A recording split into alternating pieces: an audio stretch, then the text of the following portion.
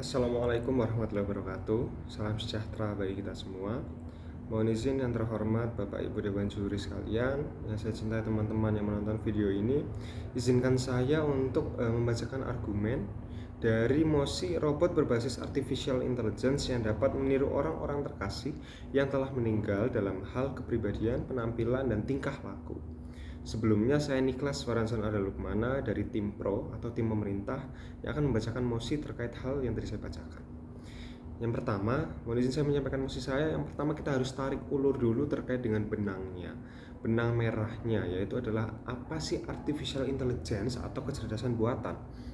Kecerdasan buatan adalah sebuah hal atau kecerdasan yang biasanya dimiliki oleh manusia, namun ternyata pada beberapa dekade terakhir dikembangkan untuk diimplementasikan dalam hal lain. Salah satunya adalah robot, website, dan lain sebagainya.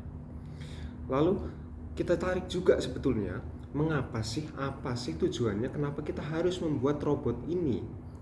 Jadi saya ada menangkap beberapa hal di sini. Yang pertama adalah memaknai kemajuan zaman dengan positif.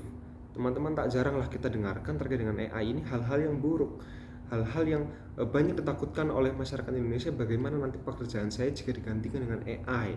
Bagaimana nanti hal-hal lain yang digantikan dengan AI? Dan juga implementasinya secara langsung. Ada yang menyontek menggunakan AI, ada yang mengerjakan tugas menggunakan AI, sehingga AI ini terkadang memang dimanfaatkan dengan cara-cara yang buruk, teman-teman. Sehingga saya mencapai di titik bahwa sepertinya pembuatan robot ini adalah untuk memaknai kemajuan zaman dengan positif. Itu yang pertama. Untuk yang kedua adalah mengobati rindu. Tentunya ditinggal orang-orang terkasih itu bukan hal yang mudah, bukan hal yang dapat secara cepat kita ikhlaskan. Itu tidak mudah sama sekali, teman-teman. Makanya untuk sekedar mengobati rindu, saya rasa artificial intelligence mampu untuk merasakan itu, setidaknya dalam proses pengembangan pada saat ini. Jadi hanya untuk mengobati rindu, tidak sampai kita pada titik untuk menggantikan orang atau manusianya. Artificial intelligence itu adalah ciptaan manusia yang tidak akan bisa disamakan dengan manusia betulan, yang memang itu adalah ciptaan dari Tuhan Yang Maha Esa. Sehingga saya rasa kalau hanya mengobati rindu itu masih oke lah. Terus yang kedua adalah mengembalikan motivasi hidup.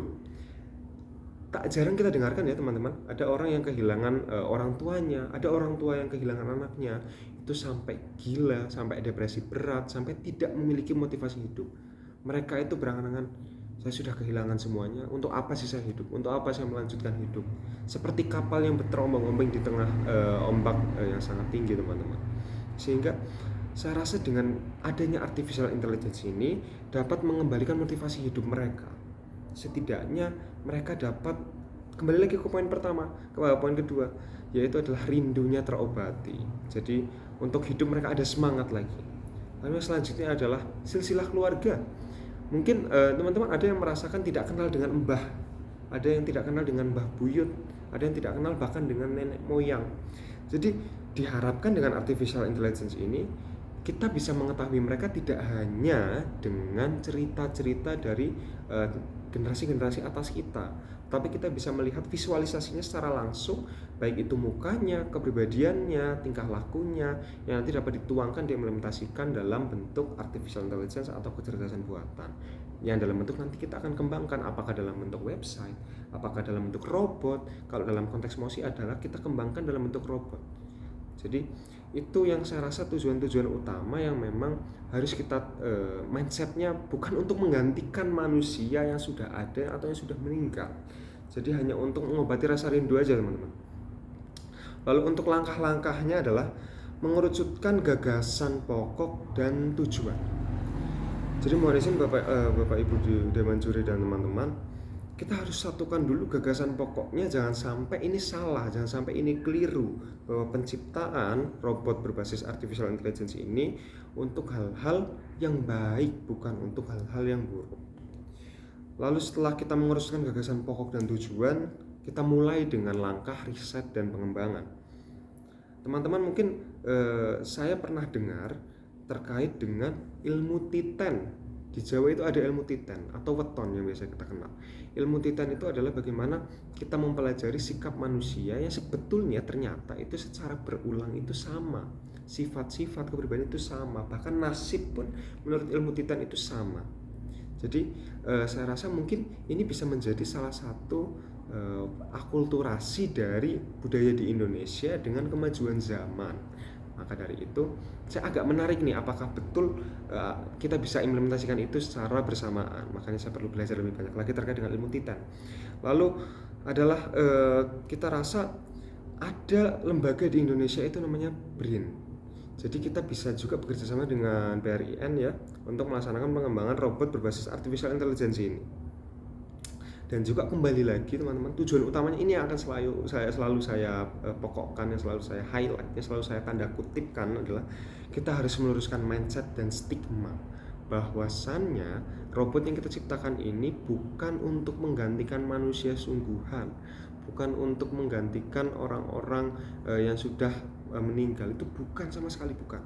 Kita hanya untuk sekedar mengobati dan mengembalikan motivasi hidup. Itu yang perlu kita tancapkan mindsetnya.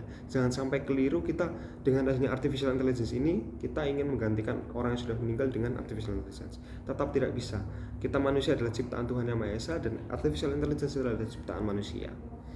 Lalu adalah kita kembali kita lanjutkan di intinya adalah AI, artificial intelligence itu adalah kemajuan zaman yang tidak bisa kita pungkiri, tidak bisa kita tinggalkan, dan kita harus manfaatkan. Kalau kita tidak memaknai AI ini dengan hal yang positif, kemungkinannya ada dua. Antara kita tidak menjadi negara yang maju, atau kita menjadi negara yang dapat menyalahgunakan artificial intelligence. Jadi kembali lagi mindsetnya harus kita luruskan di situ. Jadi kemajuan zaman yang tidak bisa kita tolak ini, usaha terbaiknya adalah kita memanfaatkan AI ini untuk hal-hal yang sangat-sangat positif. Jangan sampai disalahgunakan. Jadi dengan ini saya, Nicholas Farhanson Ariel Kumana, pembicara satu tim pemerintah, sangat setuju dalam pembuatan robot berbasis artificial intelligence yang dapat meniru orang-orang terkasih yang telah meninggal dalam hal penampilan, kepribadian, dan tingkah laku, tanpa niat untuk menggantikan orang-orang yang sudah meninggal tersebut. Jadi sekian, terima kasih atas perhatiannya kepada Dewan Juri dan teman-teman yang menonton video ini. Dan juga saya mohon maaf Bapak Ibu Dewan Juri apabila ada perkataan yang tidak berkenan dan juga ada yang keliru. Sekian, wassalamualaikum warahmatullahi wabarakatuh.